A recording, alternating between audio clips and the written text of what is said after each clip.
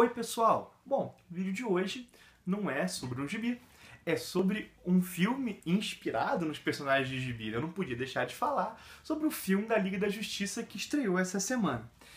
O seguinte, né? Tem 2 dias que eu vi o filme e eu devo dizer que não é fácil pra mim fazer comentários sobre esse filme da Liga, não. Sabe por quê? Porque eu fiquei muito imerso no fluxo do filme. A história me envolveu de tal modo que eu tenho certeza que eu deixei passar um monte de coisa. Então peço desculpa desde já pelo caráter desencontrado de algumas reflexões, por talvez não ter uma visão tão apurada tecnicamente, mas isso fez parte da minha experiência com o filme. E esse talvez seja o primeiro e principal elogio que eu posso fazer a esse filme da Liga. Isso, eu tive com ele uma experiência contrária do que eu tive com o filme do Thor. Thor Ragnarok, toda hora, ele quebrava a minha imersão e me tornava consciente de que eu estava vendo um filme. Eu não conseguia me importar com os personagens. Isso aconteceu, ao meu ver, pelo mau uso das piadas que quebrava o potencial dramático. Em Liga da Justiça, há humor. Inclusive, isso foi falado muito antes, né, que seria um filme da Marvel feito pela DC. Não é. Até porque o humor, ao meu ver, embora tenha piadas que eu tenha gostado e outras não, o humor não é usado de forma a quebrar o potencial dramático das cenas. O timing é bem melhor. Cara, ou seja, né, o filme da Liga, para dizer mais uma vez, né, ele fez com que eu me importasse com os personagens, com que a história me conduzisse, eu tava ali com eles, né? E outro elemento interessante nesse filme, além dessa espécie de imersão, que pelo menos para mim foi muito legal, é que o número de personagens é bem grande. Não são 7, não são os 7... A Liga da Justiça original lá tem 7 personagens, né?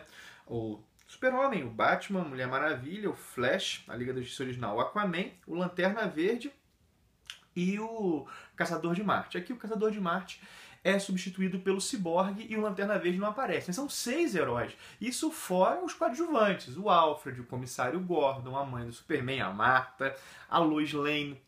E o que eu achei interessante é que apesar dessa quantidade toda de personagens, principalmente no que a gente diz respeito aos heróis, cada um tem a sua voz. A gente percebe diferenças entre eles. E todo o primeiro ato, ele é gasto com isso, né? O primeiro ato, ele é dedicado, vamos colocar assim, à montagem da equipe, a identificação da ameaça e a montagem da equipe. E nesse primeiro ato é que nós vemos um Barry Allen muito ferido, e muito com a prisão injusta do pai, ferido de tal modo que a vida dele não vai para frente, ele fica preso àquela situação. Nós vemos também nesse primeiro ato um ciborgue angustiado pelo fato de ter tido seu corpo reconstituído por máquina e ter medo de ser dominado pelas máquinas, inclusive ser uma ameaça à humanidade. É o que nós vemos um Aquaman que lida mal com a sua origem. Essa origem foi bem legal, né? O ciborgue está bem fiel ao que é nos quadrinhos. O Barry, ele tá muito mais bem-humorado do que é o Barry Allen nos quadrinhos, né? O Flash. Só que eu achei interessante porque parece que é o Barry Allen, só que com a personalidade do Wally West, que foi o segundo Flash. O Aquaman, eu esperava que ele fosse um pouco assim, mais nobre, mas eu achei a opção bem interessante. Fizeram uma espécie de Aragorn, de nobre decaído, que lida mal com a sua origem. No caso do Aragorn, pela falha que os humanos tiveram no passado, né? No Aquaman é por ele ter sido abandonado pela mãe. Mas acho que o paralelo com o Aragorn é bom. É um rei que tem que voltar ao trono. Foi bacana. O seguinte, a ameaça do filme, o Lobo da Steppe, ela é bem simples. Ela é uma espécie de mal absoluto. Eu acho que foi uma boa escolha. Mas disseram que o vilão não foi tão bem desenvolvido. Cara, com a quantidade de personagens que eles tinham para desenvolver, eu acho que foi uma coisa acertada, né? Colocaram uma invasão alienígena de um cara muito mau que quer destruir o planeta, e isso foi o plot para que os personagens se reunissem. É o tipo de ameaça que lembra muito Chitauri, do primeiro Vingadores. Foi a mesma coisa, uma ameaça externa. Tudo bem que lá tinha o Loki, mas uma ameaça externa que vem destruir a Terra e que força a união da equipe. E é interessante que no Liga da Justiça, e aqui mais uma vez o paralelo com o Senhor dos Anéis seja interessante, a Terra já venceu essa ameaça uma vez, como o Sauron já tinha sido vencido no passado. Acontece que a aliança que no passado permitiu essa vitória, tanto no Senhor dos Anéis quanto na Liga da Justiça, ela parece não ser possível hoje. A Liga da Justiça, ela foi uma aliança entre os Atlantes, as Amazonas e os humanos, né? No Senhor dos Anéis, os elfos, os anões, os humanos. Então é um paralelo que eu achei interessante. E aqui no caso da Liga parece que realmente ela não é possível. As Amazonas e os Atlantes estão como que exilados. Então como é que vamos dar conta nisso, né? Outro ponto que eu acho positivo é que Liga da Justiça se assume como um filme de super-heróis. E esses heróis estão sendo pensados da sua forma clássica, como um símbolo da grandeza humana, como um sinal de esperança.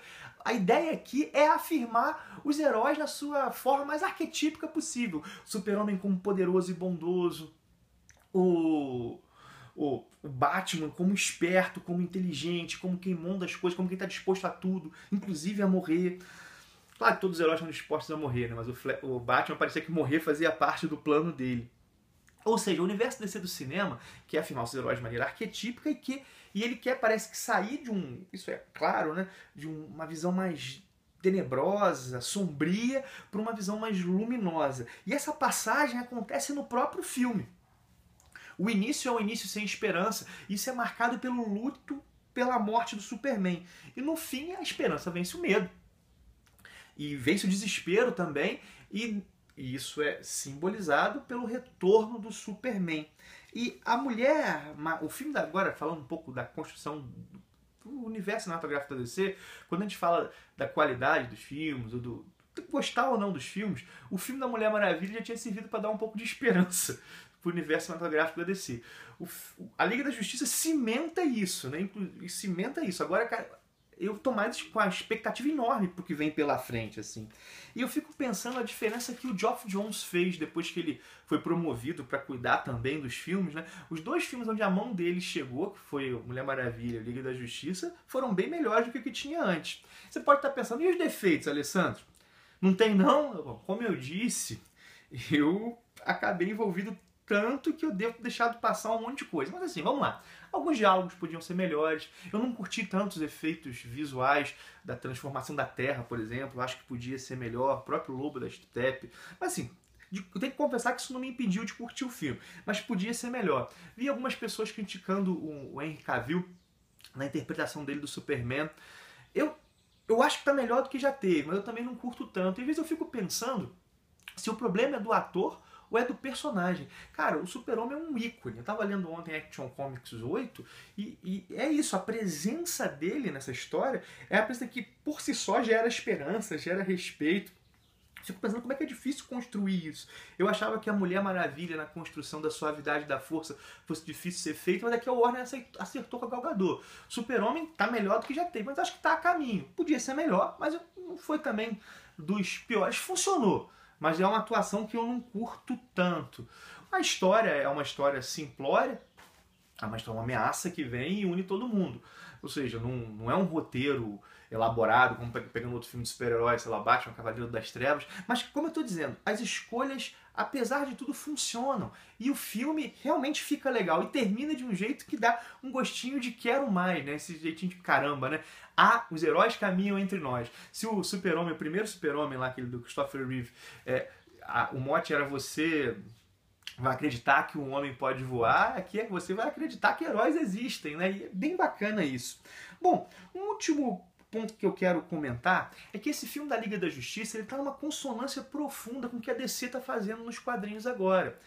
Recentemente a linha da DC foi relançada naquilo que ficou conhecido como Renascimento. E a proposta do Renascimento é trazer os heróis à sua versão mais icônica, é apresentar uma perspectiva nos quadrinhos mais otimista e esperançosa. E nos quadrinhos também, a reconstrução do Super-Homem foi um elemento tão importante quanto no filme, né? Acontece que agora a DC parece que ela está olhando para a sua história a fim de reafirmar aquilo que no decorrer das décadas construiu a sua identidade.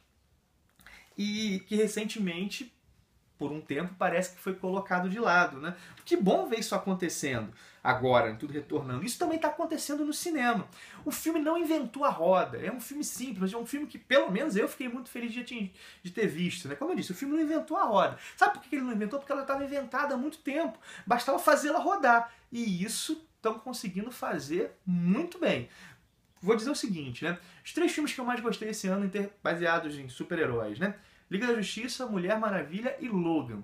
Logan tem uma pegada bastante diferente, é um drama, né? Mas o filme que apresenta assim, esse arquétipo do herói, nesse sentido, Liga da Justiça destaca bastante, cara. Foi bacana, né? Esse ano, pra mim, no Fla-Flu entre Marvel e DC, aí, pelo menos no cinema, embora eu seja marvete de coração, tenho que dizer, a DC mandou muito bem. Bom, vou parando por aqui, deixo aquele abraço peço, né, se você gostou, dá teu like, se curtiu o vídeo também, se inscreve no canal. Se é o primeiro vídeo que você vê por causa do cinema, tem vários comentários sobre quadrinho, dá uma olhada nos vídeos anteriores, se curtir. De novo, peço que se inscreva no canal. Sempre tem vídeo novo por aqui. Bom, abração, até o próximo vídeo. E que venham os próximos filmes da DC.